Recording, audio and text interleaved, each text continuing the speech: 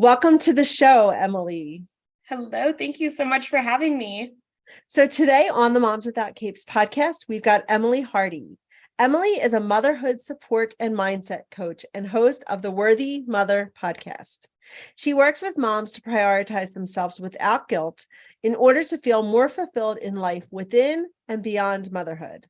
She's passionate about redefining what it means to be a mom and challenging the societal norms that contribute to feelings of mom guilt and shame for so many moms. Emily lives on the Central Coast of California with her husband and two young sons. In today's episode, Emily and I will be chatting about guilt, where it comes from, and what we can do about it. So let's just dive in and share with us about your journey and what got you to be where you are today. Yes, I love sharing my story because part of what got me to where I am is hearing the stories of other mothers and being inspired by just the experiences that we all go through. So I have two sons. They are currently 4.5, and my tiny baby just turned 2. And I became a mom when I was 23. I was going to school to get my teaching credential, just in a time of my life where, identity is kind of weird at that point anyway. And of course, as most moms can probably relate, becoming a mom kind of shakes that a bit, right? That's kind of an understatement, but Absolutely. I kind of stepped into this role and didn't know what to expect. I wasn't prepared for it. Fast forward, we hit the pandemic, and obviously that was just for all of us, another identity shaker. I was teaching full time, and I had my second son. And when I had my second son, I really realized that I had been dealing with some mental health things, anxiety. I had anxiety growing up, but it really was when I had my kids that it kind of came forward. And when I had my second son, it came forward in a full new way. And I had never realized quite how much it was impacting my life. And so with having my second son and realizing that I needed to get help for my anxiety, and realizing that I was really experiencing something that was not normal, to say, like, it was something that I could get help. It was something that I could overcome and get past. And it was, that journey of working on my mental health where I kind of realized this new part of me that I just wasn't feeding. I wasn't pouring into myself in a way that allowed me to exist as me. And while I was on that journey, I got really inspired to help other moms. A lot of what got me there is I started a blog for fun about motherhood. And it was kind of that blog that was like, oh my goodness, I love exploring these topics about motherhood and identity and, mom guilt. And I just took that and ran with it. And so I am now supporting moms in a number of ways. And it's just been a really awesome experience and journey. And it's a journey that I'm on. And I love that I get to help other moms in that journey as well. What is the name? I didn't realize that you had a blog. What's the name of your blog? So my blog is not currently active, but it's honestly Emily Rose. So that is also my business name, and that's my brand. But it's all about just the experiences we go through, honestly. And so that's really the jumping off point for what is now my podcast. And, I do coaching and things like that. It really all started with that blog. Awesome. And that was just a way to explore different things that were coming up for you as a mom. Yeah, it's cool. It's something that was a way to pour into myself. It's kind of it's a little bit meta. It's like the exploration of motherhood was the way that I was feeding my soul. And so it's cool that I get to do that work now and help other moms learn to pour into themselves in that way. Nice. I love it. I kept having to mute myself because, well, one, I love your nails. Thank you. For those of you that are just listening on the podcast, you've got this pretty colored blue nail color on, and I love it. I mean, as you kept flashing them, we're redoing our bathroom, which is why I keep having to mute you, because my husband's up there tiling the baseboard part. And I just painted it almost that same color. It's like a darker color. And when I went to Home Depot to get the paint, I was like, the woman who helped me, she's like, you must really love this color because it matched my hat. I didn't realize it matched my hat, but I dropped like that aqua blue color. Anyway, so back to this. It is so important to pour into yourself. And I love that you recognize that. And then you were able to take the steps to do that, starting with the blog, starting with sharing, kind of what you were exploring and bringing everyone along with you on that journey of like, this is what I'm learning. This is kind of like what I've been unpacking, and helping yourself with the mental health situation, or like mental health things that were coming up for you, but then also opening yourself up and allowing others to kind of learn from what you were learning as well, to come along. So that's awesome. So today, what we're going to talk about specifically is mom guilt. And this is something, that we as moms struggle with a lot. This is actually one of the big things that prevented me from being able to pour into myself for so long, was the feelings of guilt that came up. So when you applied to be on this podcast, I was drawn to that because I know that we are not alone, that this is something that so many moms struggle with, and it's hard to get past. But it's essential to get past that in order to pour into ourselves. And so, in your opinion, where does this guilt come from? Why is it such a problem? So when we think about mom guilt, and when we really think about what guilt is, we're talking about this feeling that we're doing something wrong, right? We're feeling like we're not doing something to a standard that we have, or, it's not the way that it should be or that we want it to be. And then, with mom guilt, a lot of times that turns into shame, and we are making that mean something about ourselves. So mom guilt can come from a lot of different places, right? Like there's the fact that sometimes we may have standards for ourselves. Like, I want to be patient with my child when they're having a tantrum. And that may be a very real standard we have for ourselves. We really believe that. And so if we snap at them and react in a way that we didn't want to, we may feel guilty because we are not living to that standard that we've set for ourselves. And we could consider that mom guilt, right? Oftentimes in motherhood, there are things we will feel guilty about because we're not living up to a standard or expectation we have for ourselves that may be not something that actually we are consciously holding ourselves to as like a choice.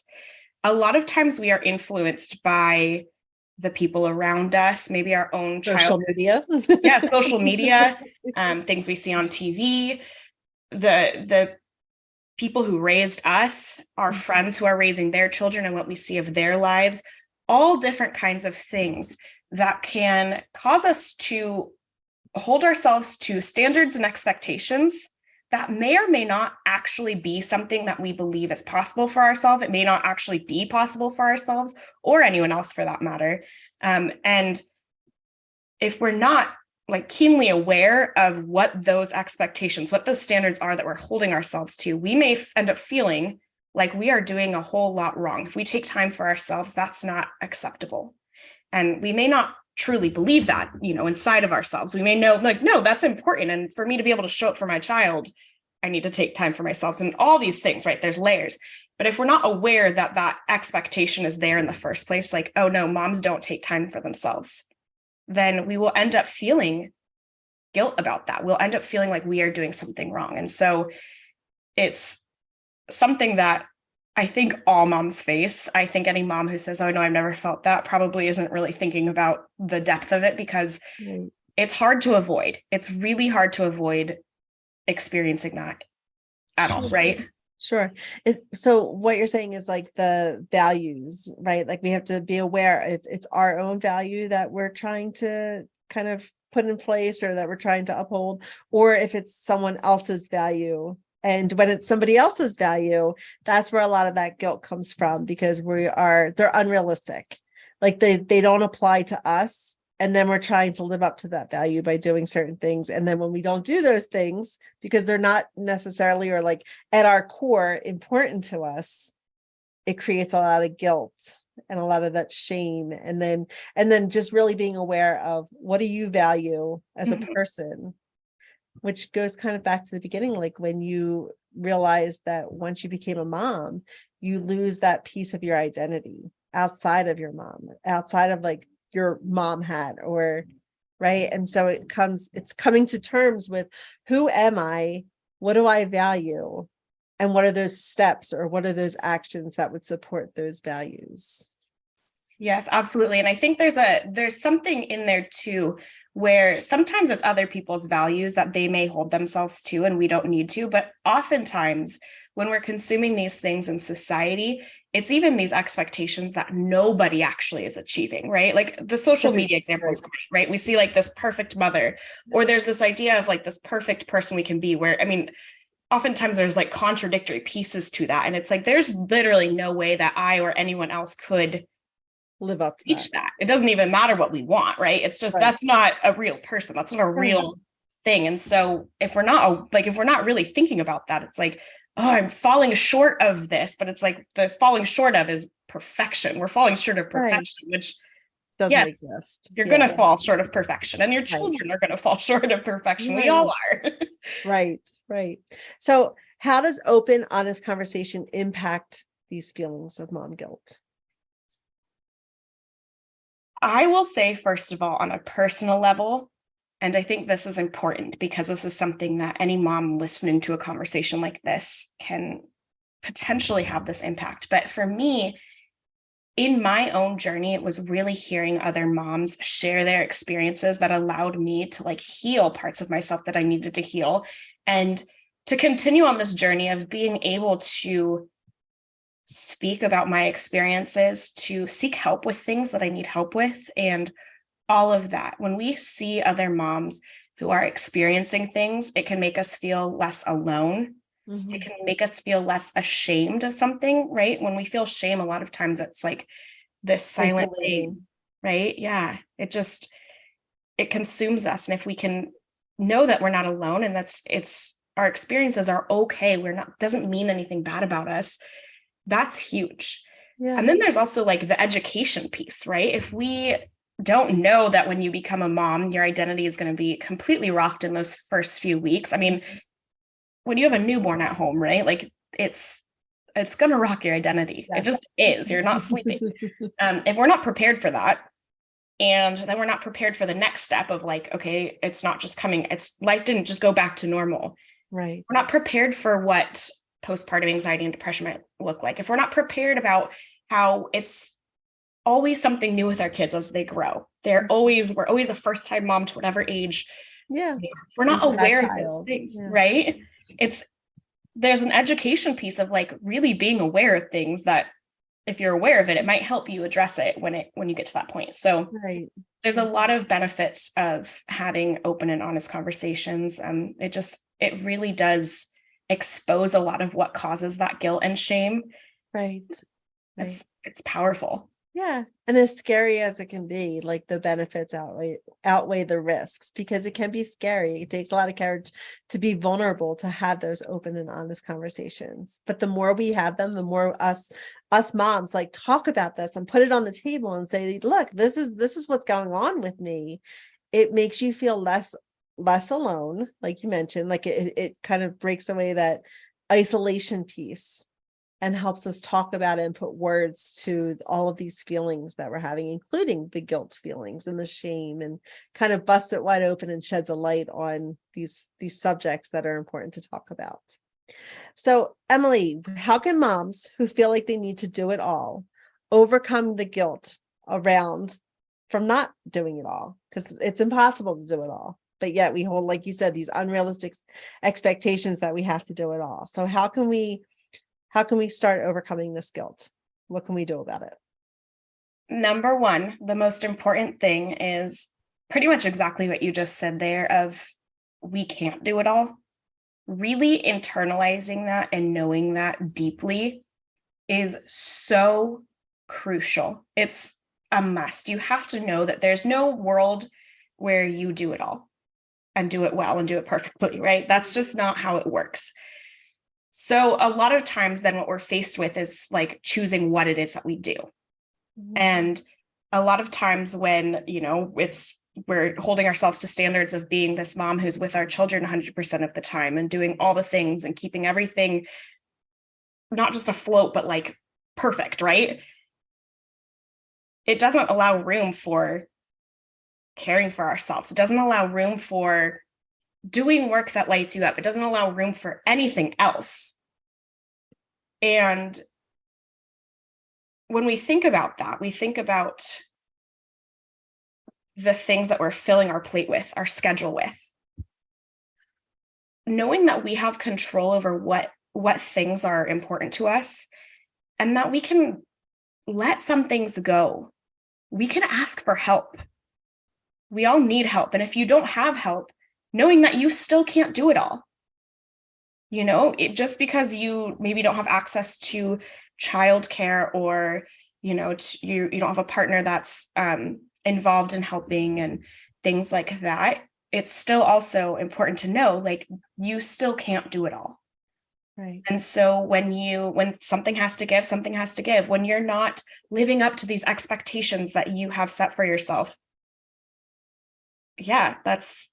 nobody can do it all. I mean, we don't have capes. We're not superhuman, right? Like that's the message. It's so important to internalize that. And then when we are feeling guilty, there's some kind of thought reframing that we can do to address that. But I think really starting with that piece of like deeply understanding that we can't do it all. It's so important. It's absolutely the first thing that we have to do. And it's not necessarily easy. I mean, we have a whole lifetime of exposure to the message that we should be able to do it all. Yes. So it's easier said than done, right? Right. It's a lot of unlearning that has to take place before you can start building yourself back up. Yeah. Yeah. So any lasting advice that you can give moms who are listening today that are feeling a lot of guilt? I would say that really getting to understand your guilt, really getting to know your guilt through checking in with yourself and thinking on like, what is the thought that I'm having that is causing me to feel this guilt can be really powerful. And included in the show notes, there's going to be a resource to kind of help walk you through doing that and kind of some next steps there. But really those regular check-ins with yourself are important. And then also I'll just say that taking time for yourself, making that a priority, whatever that looks like in your life, it doesn't have to be an hour every day, although it can be an hour every day to yourself. Like that's for me, that's optimal. If I can get like a good amount of time every day, I show up so much better in my life, but that's not realistic for some people. And so starting small, but allowing yourself to take time for yourself, to tune into yourself. What do I need? What's calling me? What do I need more of in my life? And just giving yourself that space to consider that will then allow you to maybe make decisions in the future that allow you to get there and to see how good it can feel, which will help in kind of releasing some of that guilt too. Absolutely. Absolutely. You take the words right out of my mouth, Emily. We could talk for hours about this. I don't doubt it. So what do you do? Speaking of self-care and making time for yourself, what do you do that helps you feel restored and re-energized? Yes. So I kind of mentioned it there, but for me, the biggest thing when it comes to self-care is getting time to myself. That is an absolute must for me, regardless of what I do. So if it's, some days it's like, okay, I'm going to go to the grocery store by myself. And that's like the time I need to myself. Some days it's like, no, I literally need to be in my house by myself. That was a really hard one for me when I had my toddler and my newborn. Even when my newborn was sleeping, I was still mom on duty. And my husband would take the toddler out and it was like, I'm still mom on duty. Actually being in my house completely alone, there's something about it that just, it gets my mindset just a little bit more aligned. And so really finding time every single day for myself to do whatever. If it's read a book, watch Netflix, have a cup of coffee in quiet, get some work done that I'm really excited about. that all for me feels like self-care. It's very intentional. I think the intention is such a huge piece of that. That's my answer. Yeah, it's kind of going back to that advice. You're giving yourself the advice, like asking yourself, what do I need in this moment to help me feel, to help you feel like back to you. So awesome. So do you have a book that you can recommend to our listeners? Yes. Okay. So I am all about self-worth. I'm all about understanding like why we are all worthy and like really getting that into our core.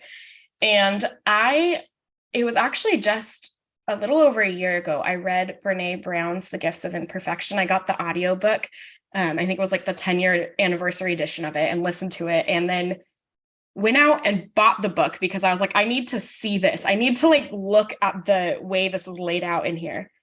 It was life-changing. That's a book that I think every single human out there should read. But I think moms in particular, it's like there's a lot in there that I found could pull directly to the work that I'm doing.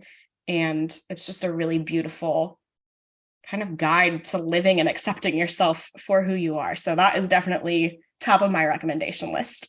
Nice. Okay. So this brings us to the end of the podcast. So why don't you share with us how listeners can find you? Yes. Well, as listeners of podcasts, the first thing I'll say is that I have a podcast called the Worthy Mother Podcast. We talk a lot about mom guilt and, learning about ourselves, learning to love ourselves, all that good stuff. So you can find that wherever you listen to podcasts. And then I'm on Instagram at Honestly Emily Rose. You can find me there, all that good stuff.